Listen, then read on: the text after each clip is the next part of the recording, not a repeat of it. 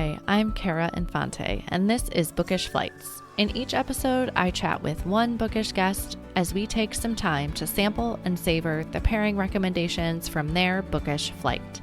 We hope to give you suggestions to cultivate your TBR list and nurture your leisure time through books. In today's episode, I am chatting with Sara Brunvold. She is the Christie Award-winning author of The Extraordinary Deaths of Mrs. Kipp and The Divine Proverb of Streusel. She creates stories that boldly engage contemporary issues through the lens of hope and unshakable faith. Her passion is to connect with readers first through books, then through meaningful conversation. She lives with her family in Kansas, and you may remember her from back on episode 61. Today, we're here to discuss her latest novel, The Atlas of Untold Stories. Welcome to the show, Sara. Thank you so much for having me back. I've been looking forward to this. Yes, I am so excited to have you.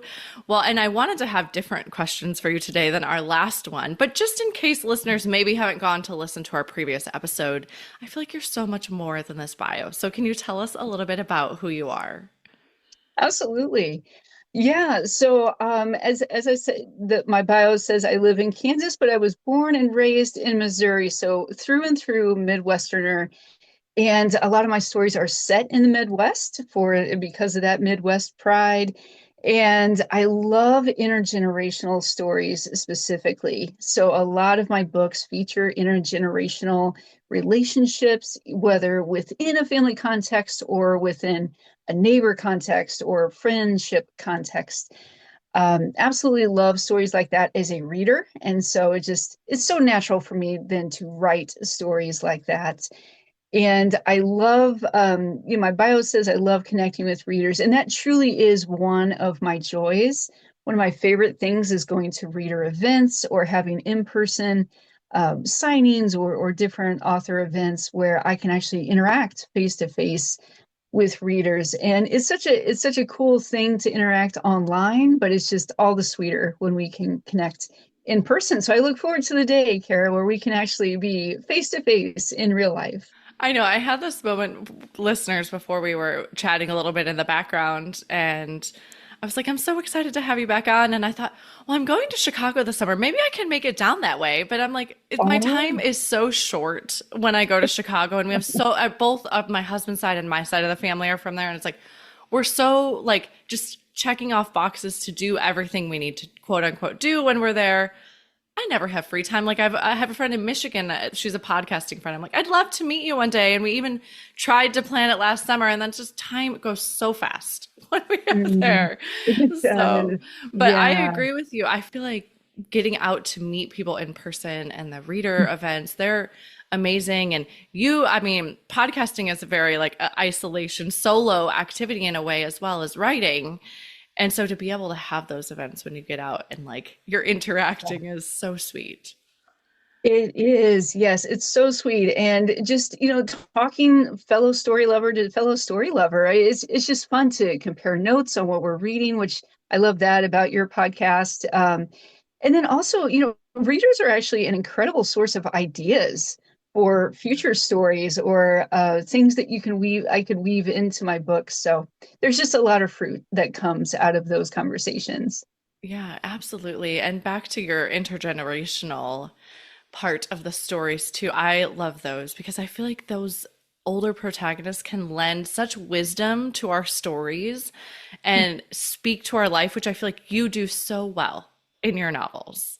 Oh, well, praise God for that. And I do find myself being drawn to writing older characters for some reason. Maybe I need to study that a little bit. Like, what is the psychology behind me wanting to write older characters? But I think part of it is I grew up in an intergenerational community. So I grew up in a rural Missouri town where, both sets of grandparents were within a few miles of our house. And so just have always experienced that pouring into me from people who have walked the road ahead of me. And it wasn't until I was older that I really came to realize how valuable that is, what a gift that is to have people who want to see you grow and want to pour into your life.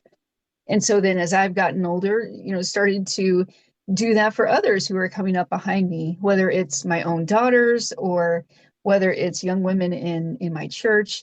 Um, it's just such a special thing. It's a gift to have those relationships across generation lines. Yeah.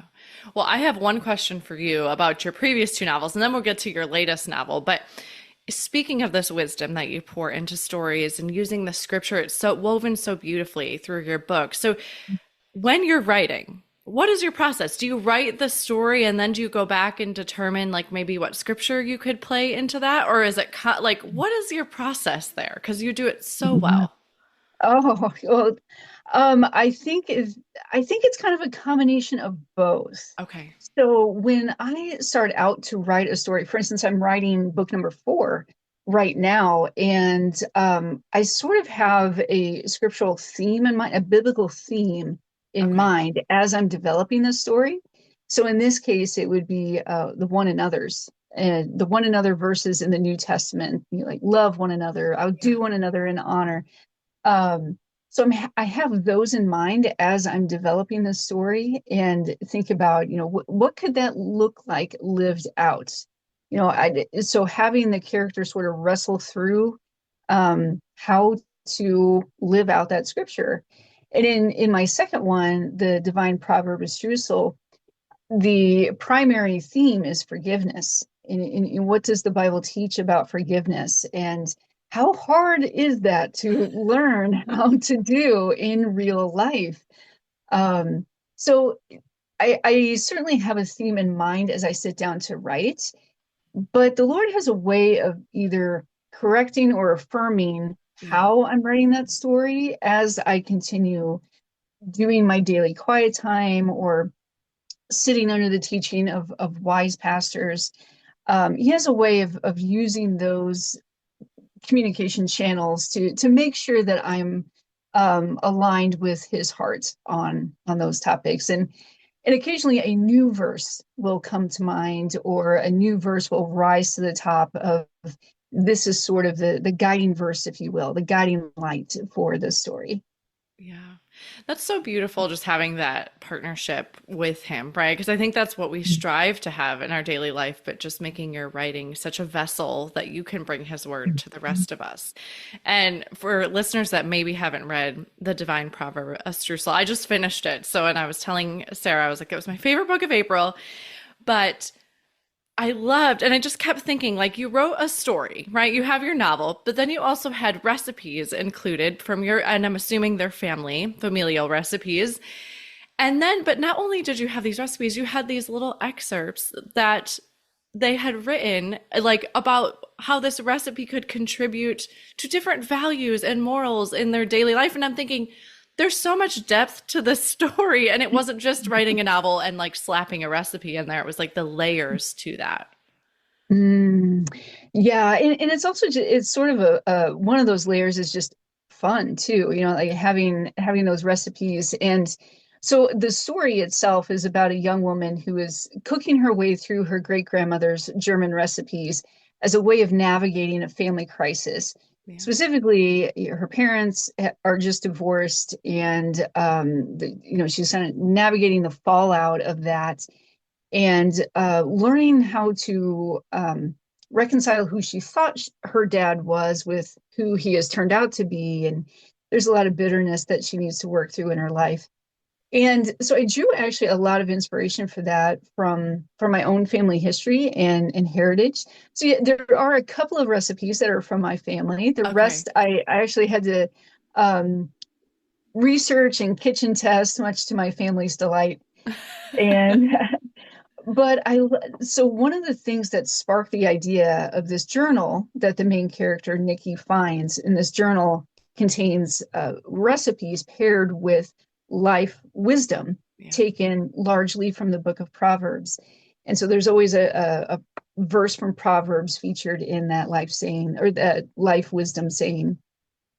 And one of the inspiration for that actually came from an artifact that I found in my late grandmother's belongings. Wow. So somebody in the main character's case, it's a handwritten journal, but in real life, the inspiration was this cheap little journal that you got at the dime store. but somebody had clipped either poems or little snippets of sayings, or sometimes even short fiction stories from newspapers and magazines, and had glued them into this little notebook. And we don't know who it was, but it had to be somebody way back, at least my great grandmother's generation or before.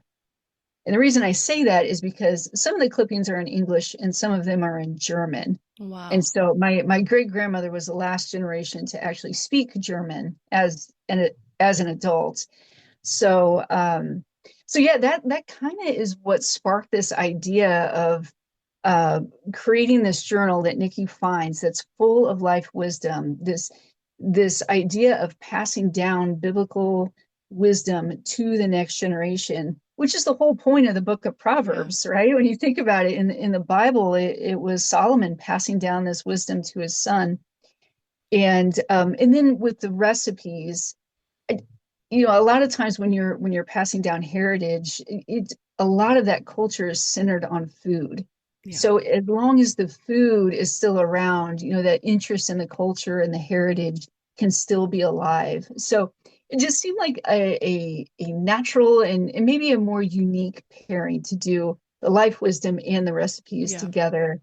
And it certainly did create as you said, a layered experience for Nikki, the main character. Yeah, I think I highlighted every single front passage of that Oh, I on my love Kindle. it. I was like, okay, these are all so good. And it was like, I'd do the whole paragraph and then it would be the recipe. And I think I highlighted every one in the book. So thank Oh, wow. you for that. Well, you Oh, have that's your amazing. latest novel that came out yesterday. So, The Atlas of Untold Stories. Can you tell us about that one? Absolutely.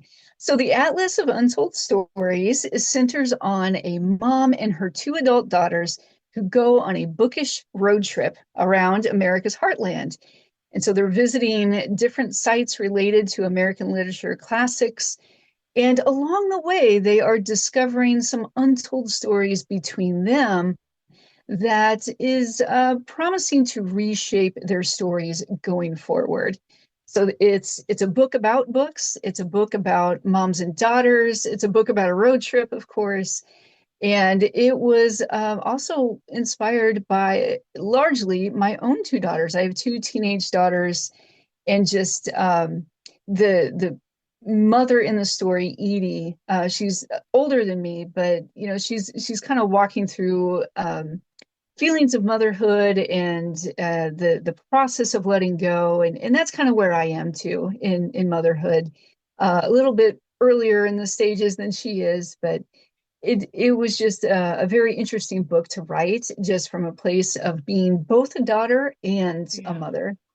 Oh, that's beautiful. And it sounds like it could speak back to like the wisdom into so many of our lives. I don't have teenagers yet myself, but actually, the book I'm listening to right now is The Anxious Generation by Jonathan Haidt. Have you read that one? Oh, yeah, I've heard of it. Okay, Yeah. yeah, it's a nonfiction read, but it really does talk about like kind of like giving your kids some free reign. And like right Mhm. now, I'm at the part where he's like laying it out by age, like where, like what you could kind of reasonably expect them to be able to do. Obviously, you have to know your community too, but it's that letting go Right. is hard. And it's like he's talking about that, like the anxiety of the parent to be able to let your kid do that. And it's like, he's like, the number one thing you gotta do is exposure. Like you just gotta keep exposing yourself to it and it'll get better.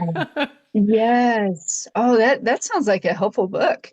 Yeah, and it really is related to like technology and smartphones. So that's not like Oh, obviously okay. related to your book, but it's like I love him because he goes through like generationally, like what happened in the 80s, what happened in the 90s, and how that's like affecting Hmm. today, like Hmm. how we parent and then that generation below us. And like he really kind of Yeah. does a great job with the research, and it's a great book. So, anyways, as a little aside, Mhm. but like letting go is hard. It is. Well, it also kind of speaks to it speaks to what generations have experienced in their lives. Yes. That's another thing that you see in the Atlas of Untold Stories. You kind of get an idea of what the mother, Edie, has gone through in her childhood and how that's affecting her motherhood. Yeah. And then, the same with the daughters, you get glimpses of what they experienced as children and how that has shaped how they view themselves and how they view the rest of their family as an adult. So yeah, that those the generations and what you've experienced in your formative years, it really does make a difference to how you interact with the world and with others as adults. Yeah, that's one of the sayings I just remember my dad imparting to me all the time was like, you never know what's going on in someone else's life, and you've never walked a mile in their Right. shoes, like all kind of things like that. It's because it all shapes our experiences, and then, like you said, how we are out in the world, and you can't know two people are alike in that. That's exactly right. In the case of families, in the case of sisters, you can grow up in exactly the same household but have very different experiences. Um, and sometimes that difference of experience, it relates back to birth order. And I think that's something that I've observed just in my own motherhood. The firstborn and the secondborn. The firstborn seems to, at least in my case, higher in responsibility. So, as a mother, you interact with that differently than, Yeah. um, maybe another child who needs a little more direction in how to live. And so, yeah, it's just interesting to see how you can grow up in the same house with the same parents and yet have very different experiences. Yeah. Do you have siblings yourself? I do. I have an older brother. Okay. Yes. And that probably also plays a role in it too, Yeah. the difference of boy versus girl. And yes. So I have the one brother and he lives here in town as well Okay. as does our mom. Oh, So that's we're all great. here. Yeah, that's wonderful to have that because, again, that's another unique experience to all be in the same location, too. That's right. Yeah, it's kind of rare these days, but yeah, it's a blessing. Yeah. Well, what did you learn about yourself through writing the Atlas of Untold Stories? Oh man. Well, I learned things both from a daughter perspective and a mother perspective. So I'll start with a daughter perspective. From a daughter perspective, I think it helped me sort of dive deeper into this mindset of I really want to understand my mom better and not just view her through the lens of how I experienced her, but what she has experienced. So it really helped me want to do that better and do that with more empathy and compassion and open mindedness, I would say. Yeah. And then from a mother's perspective, a lot of that holds true, trying to understand my daughter's experiences and where they're coming from on things. But also, just like we've been talking about, is learning to let go and in gradual stages Yeah. so that I don't have to fear this one moment where we're just ripping off the band-aid and suddenly, they're out of the house and they're no longer with me. And that's not necessarily true. I've heard from multiple parents who are farther down the road than we are, my husband and I are, and they have said time and time again, your kids never stop needing you. They just need you in a Yeah. different way and at a different frequency. So learning to let go, but also leaning into this next phase of life, Yeah. because there is something joyful in every phase of motherhood. And there is a little bit of grief about letting go of this little toddler who was so lovable and cuddly and just wanted to hold you. there is a gr- there is a grief in letting that part of Yeah. motherhood go, but there's also a joy waiting if I'm willing to embrace the next thing and the next evolution of our relationship, my relationship with my daughters. I can find that contentment again. Yeah. I can fully let go of what was and embrace what is now and what's about to be, because that's exciting too. Yeah. And I'm thinking as you're talking, like this was God's plan for us all along, right? Is like these different, Right. like dying to oneself and and like just keeping moving on. And it's all part of his plan. We just have to learn to let go and embrace it.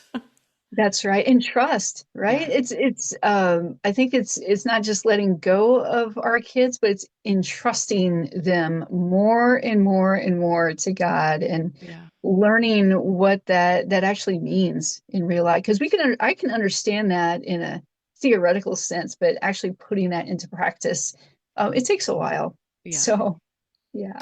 Wonderful. Well, what is your wish for readers when they pick up the Atlas of Untold Stories?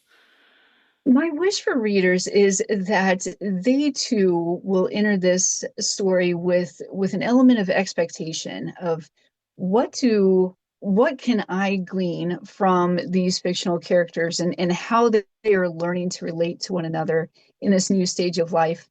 But I also hope, just as a former English major who, was very excited to profile some of the great American classics, that it would also sort of revive some interest in the literature that we have because it has a lot to teach us. They're classics for a reason, and so I hope that there's also some fires lit to go back to the classics. Yes. I always try to challenge myself to pick up a few classics, like 3 to 4 a year, because I think it is so important. But it's not like as quick of a read as, like the book I'm reading right now. I'm like, oh gosh, I'm already on page 180 and I started it yesterday. But Yeah. it's not as quick of a read. So you have to kind of slow down a little bit. But there's nothing wrong with slowing down. It's just like actually implementing that to do it. That's right. That's right. And I think if I could add another dimension to Yeah. that, sometimes reading the classics will also help us understand better the generations that have come before us. Because often the classics represent what was important to them in that Yeah. generation. What was going on socially, what was going on culturally, what was going on in the world. And so the classics can help enlighten both an understanding of what they were experiencing, but also just, the human experience is the human experience, and Yeah. that can transcend generations. So there's a lot to learn from the Yeah. classics. And every time I read it, I always think, wow, this was so much more accessible than I thought it would be. Like I think I Oh, have like right. the memories of like high school English where I was like struggling to get through these books and like not understanding them, like not enough world experience and even with the language, right? Sometimes. But I'm like, as I've read them as an adult, I'm like pleasantly surprised. Like I've enjoyed them, or even all the pop culture references that come from some of these that I'd never realized that they had come from that novel until I like That's went right. back and read it. And I was like, wow. I mean, I'm thinking of Dracula. I read that last Oh, fall. yeah. And how many pop culture references came from Dracula? I was like, wow. Yeah, it's amazing, right? Yeah. And I love it that you intentionally try to weave in classics in your TBR throughout the year. I try to do the same thing, Yeah. either classics I've never read or revisiting some of them. Yeah. I think I always think of it as like a challenge to myself. Hmm. Yeah. Oh, yeah, for sure. Yeah. Well, could a reader of the Atlas of Untold Stories reasonably take this road trip that your characters go on? Yes, I'm going to, on my social media, I'm going to be featuring some of the stops along the Oh, way. fun. But yes, in the front of the book, there's actually a map of the route that they take. And yeah, it starts in Kansas City and kind of goes clockwise through Kansas, Nebraska, Iowa, Missouri, into Oklahoma, and then back to Kansas City. Fun. So yes, you can definitely take this route or just, go to certain stops of it if you'd like. And there are major airports along the way. So yes, definitely feasible to take this road trip. That would be really fun. All right. So, well, let's switch gears a little bit and let's talk about who you are as a reader and what genres do you enjoy reading? So my absolute favorites, of course, contemporary books are probably my number one genre, followed very closely by historical. And I would actually say I'm a sucker for a good biography. I have been Oh, reading okay. so many biographies and autobiographies recently, and I just love it. In fact, I just finished Corey Ten Boom's The Hiding Place last night, That is like my and top five favorite book. yes. Oh, it's so good. Yep. And I don't, do you know that she did a sequel to Yes, that? I've read it. Yes. Oh, have you? Yes. So it's funny. I actually started with the sequel and then went back to The Yeah. Hiding Place. But I would say those are my top three genres: contemporary, historical, and then biography slash autobiography. And then I do challenge myself to read outside those genres Yeah. on a regular basis. So, getting some thrillers, some cultural books. I love reading books by authors who have a different culture, a different nationality, a different heart language than I do. I love seeing the world Yeah. through their eyes as well. Absolutely. And I feel like you can learn so much from them, right, about their culture, their experience, which I love too. 100%. Yes, 100%. Well, how between writing and everything else you do in your busyness do you find time to read? Oh, yeah, it's I think you find time for the things that are the most important to you. And I have definitely taken advantage of this wealth of audiobooks that we have in this day and Yeah. age. And so I have started doing more audiobooks as I'm walking, as I'm doing chores. So that has really helped quite a bit in helping me read more. Um, and then at night, I'm a night reader, and so as I am preparing for bed, getting ready to fall asleep, I always have a book on my nightstand that I'm working through, and I try to get in a couple of chapters a day, at minimum. Yeah. The hiding place went a lot longer than that, but if it's a good book, I don't mind staying up a little later. So, and then I also take, especially on Sundays or on school breaks when my girls are around, sometimes that's just hard to get writing time in Yeah. or work time in. So instead, I will do more reading in those Okay. times. So I'm more available to the girls, but I'm also getting some good enjoyment from it. Just that restful reading, such Yeah. a good soul refreshing. You're almost getting a break with your kid, right? Like you're kind of taking their school breaks or kind of your break as well.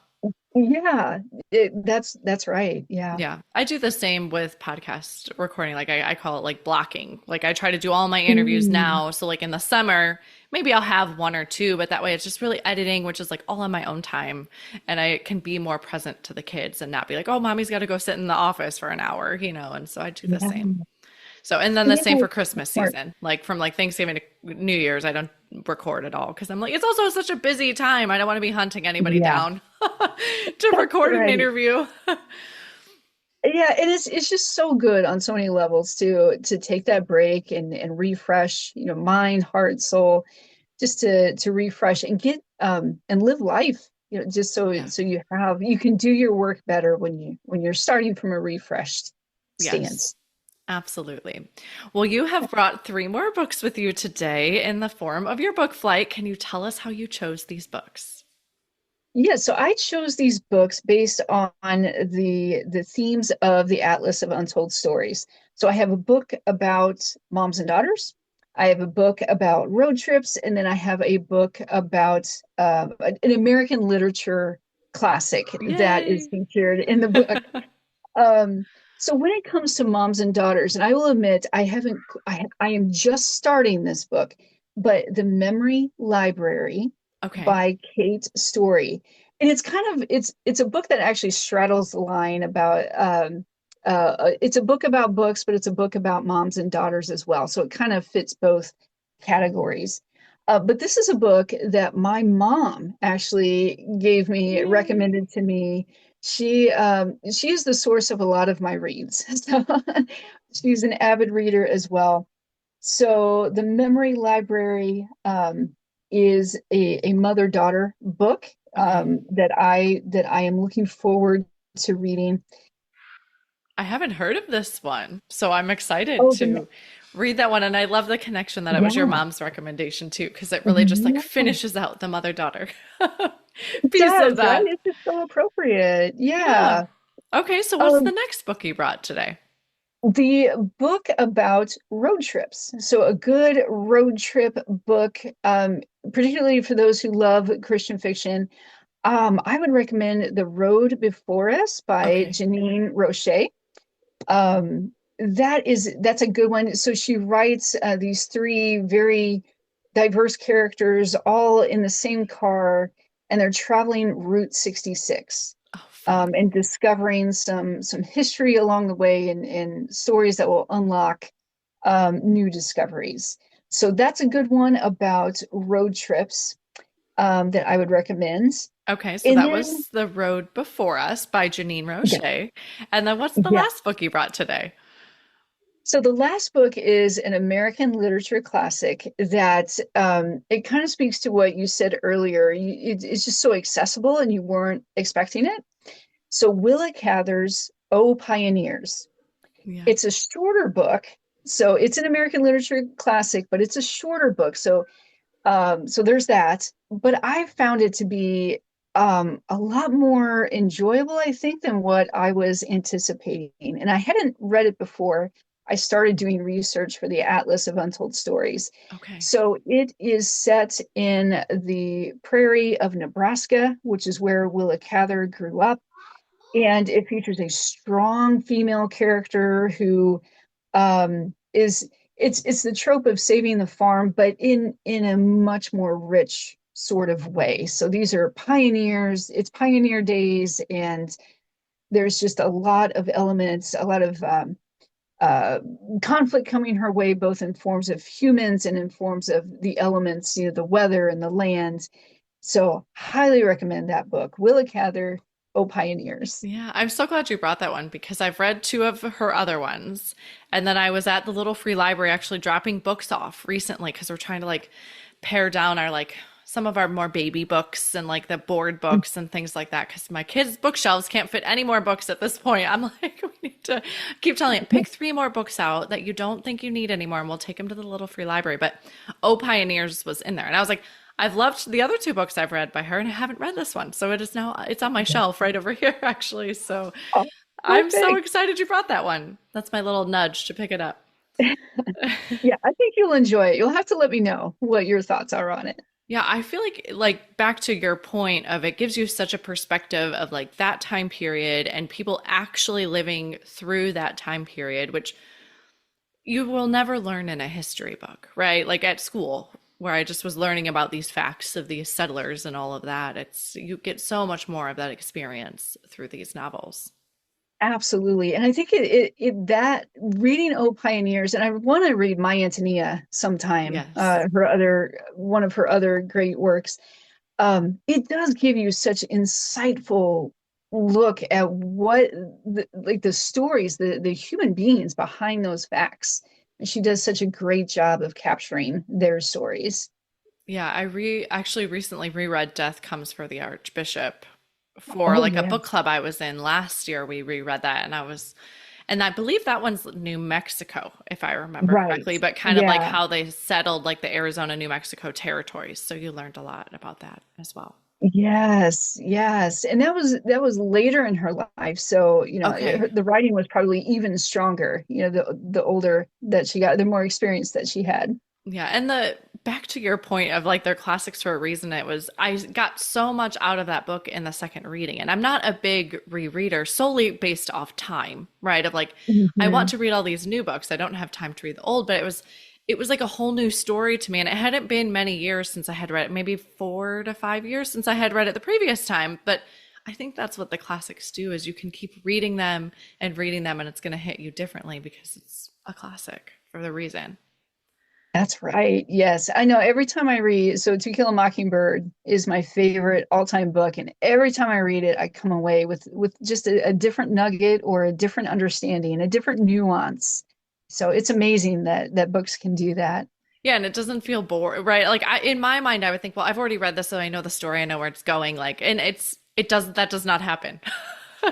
Every time I think No. that with the classics. Yeah, it's kind of like watching your favorite movie over and over and over again. There's just something there's something comforting about that on a certain level. And then there's always something where you pick up on something you didn't see before. So, Yeah. Well, thank you so much for bringing those books with you today. How I love to end our show is with our bonus pairings, which are a speed round of questions that you can answer really quick. oh boy, So, where is your favorite place to read? probably in bed or on the couch in front of the Okay, window. love that. What is one book you've read that has changed your life? Oh man. Well, my default answer on that is The Grapes of Wrath by John Steinbeck, which is also a road trip book in Yeah. a way. Um, I would say that changed my life in the sense of it inspired me to really want to write. Oh, okay. That was actually going to be my next question. Was there a book that inspired you to want to be a writer? So you got double with Mm. that one. So lastly, what are you reading next? Oh, well, I am working on the memory library. Okay. That's on my list, as is, I'm looking over here. It's Lisa C. Lady Tan's Circle of Women. Oh, yes. Yeah. That I have heard great things about, and I'm looking forward to reading both of these books. Yeah. And speaking of historical novels, she does them so well. So I bet Yes, that's that's I what I haven't read it hear. myself, but I know it's about like women doctors, if I remember correctly, right? I think so, Okay. yes. And yeah, and but in times of oppression, so Yeah. women were, yeah, not necessarily allowed to be that. So anyway, strong female characters. I love books about that feature those types of characters. Fantastic. Well, Sarah, thank you so much for coming on the show with me today. I know your time is precious and I appreciate all you've given me. But it has been wonderful. Thank you again for having me. You are so welcome. Thank you so much for listening to this episode today with Sara Brunvold, including her book flight of books that fit the theme of the Atlas of Untold Stories. You can find all the books we talked about today at bookishflights.com. If you enjoyed the show, please head over to Apple Podcasts and leave a review. Your review not only helps the show, but it also helps the podcast to reach others. Make sure you are subscribed on Apple Podcasts or Spotify to make sure you will not miss an episode. That's it for today. Thank you so much for listening. As Emma Thompson said, I think books are like people in the sense that they'll turn up in your life when you most need them. Cheers to you, dear readers. Until next time.